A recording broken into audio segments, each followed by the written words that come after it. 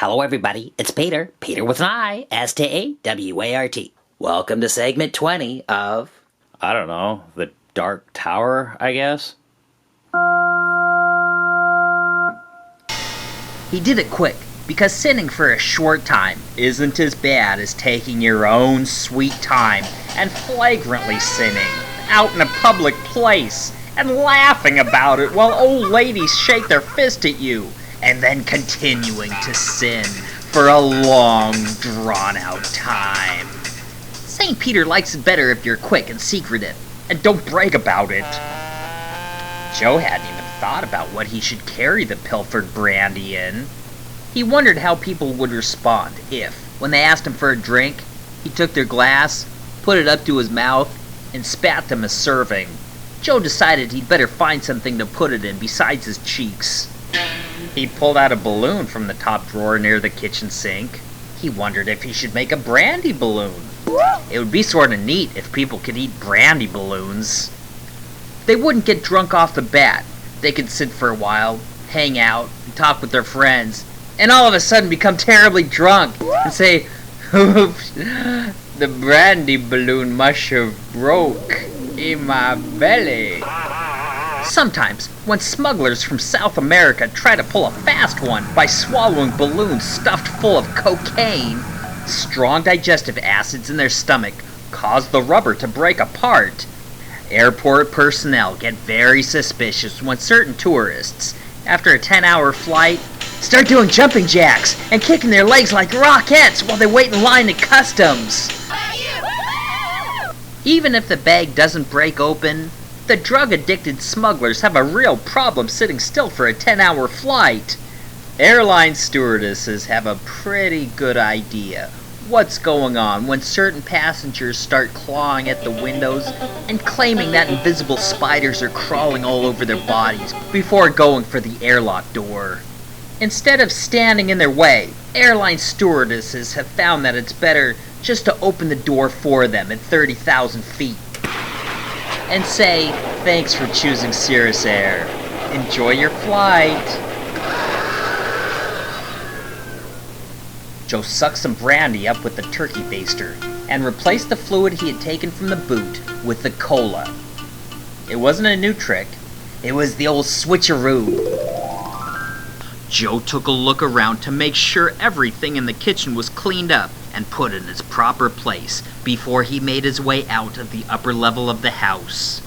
As he went down the outside steps, he heard the sound of car tires mashing the pebbles of the gravel driveway. He raced down the last few steps and jumped in the house, closing the door behind him. He wasn't sure if any part of his body had been seen. It would indeed look suspicious if he were seen rushing in the house like that. He hid away from the window so he wasn't seen.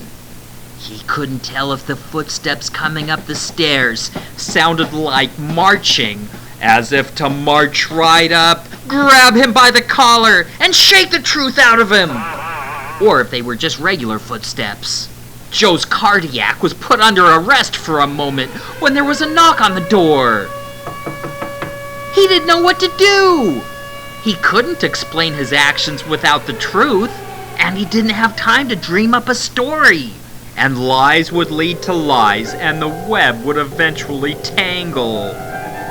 After a moment, the footsteps went the rest of the way upstairs, keys jangled, and the upper door was opened and closed. Joe knew that he might not be completely in the clear.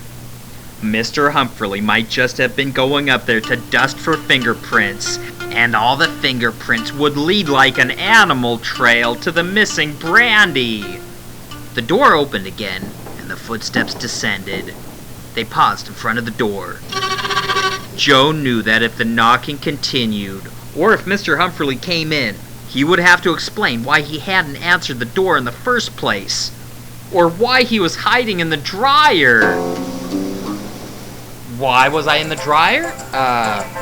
Well, I always wanted a gerbil, and since I couldn't have one, I decided to pretend like one. Joe imagined having to take care of a gerbil given to him as a gift.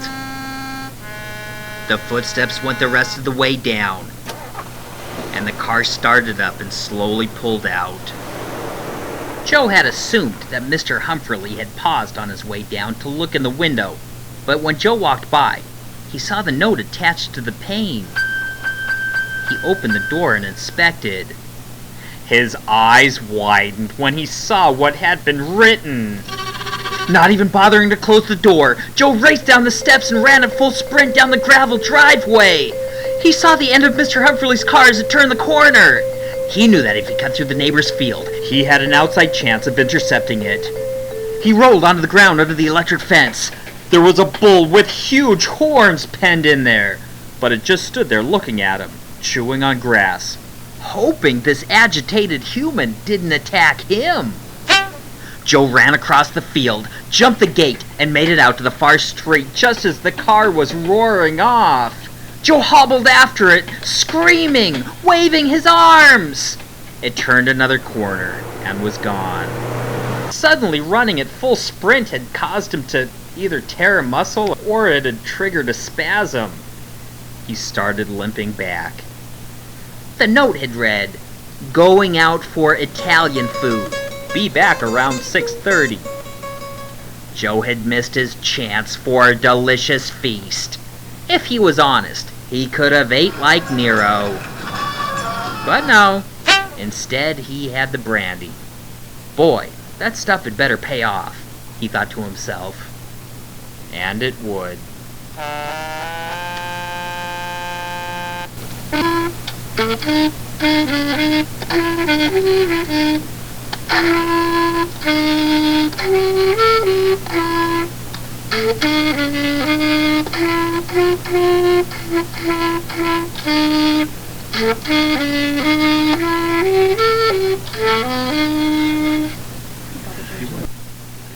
Chapter 19. So when me and my friends used to go to the theater, we would raise hell the whole time. Continued Potty Mouth as they sat in the seats of the cinema, waiting for the lights to turn low. Frank hoped he wouldn't continue ratchet-jawing through the part he had come to see. The part featuring his love, the dainty cub. We would talk and scream at the scary parts and throw popcorn around. He was talking about the days of old, when they would go to the Creature double feature and see things like The Curse of Rasputin, Praying Menace, and The Mandible. The movies themselves were specially made for people whose attention span equaled that of a hummingbird. You're stupid. Potty Mouth hated it nowadays because people are all quiet and not only focus on things for a whole 2 hours, they don't feel the need to make a commentary on everything while the movie is running. The other breed of people who talk during movies, the ones who do, indeed, possess an adequate attention span, are the ones who have such a fragile psyche that if they allow themselves to get completely sucked into a sad movie, their whole tower of emotion will come crashing down, and they'll sob and bawl their eyes out. These are usually people who find it necessary to remain shallow, and if they allow themselves to be anything but stupid, they might get sucked under in a riptide of feelings. So during sad parts, they'll feverishly make conversation that doesn't really have anything to do with the intense plot. A couple on the far side of the aisleway were having a fight. "But Charlotte, come on!" "I didn't!" squealed the boyfriend in a hushed tone, trying not to flicker his eyes around nervously to all the other people in an agonizingly quiet theater. "Well, what do you mean by that?" continued Charlotte in a loud voice.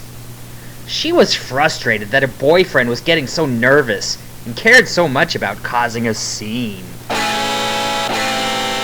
A boyfriend is supposed to yell and scream at her, and pull her hair so that everyone can see them, and be horrified at how poorly she gets treated. And at the same time, she can be admired for her strength to endure. Instead, her boyfriend just wanted to sink down in his seat and apologize and beg her to keep her voice down. The light started to dim.